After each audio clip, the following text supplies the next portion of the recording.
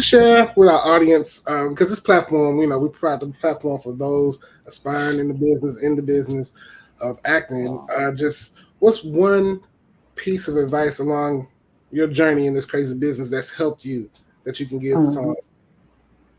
Yeah.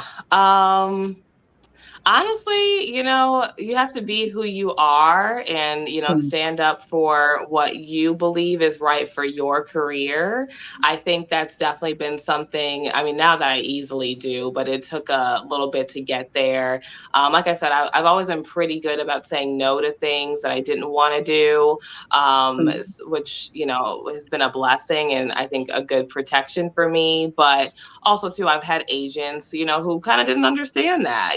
They'd be like, well, you're getting, they're chasing you down for XYZ. And it's just like, yeah, but I don't want to be a stripper. I don't want that to be my first role. I don't want anything that my parents can't watch for the first time of me on TV and film to be out there.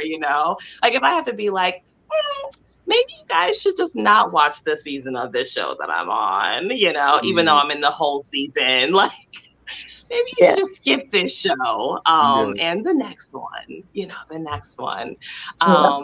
But yeah, it's important to understand what you want to do and why, and having those boundaries, like that agent ended up dropping me eventually because, I kept saying no to things I told her I wasn't comfortable with in the beginning. When I first signed my contract. That's why they give you a form to tell you what are you like going to do and what are you not willing to do. But some people will not respect that because they're chasing after a paycheck and they're not thinking about like the long run of we want to have a long career and we both want to be in this industry for the right reasons. So making sure you have your boundaries, you have your non-negotiables, and you stick to them. And you're not afraid to stand up for yourself. So that would be my biggest piece of advice.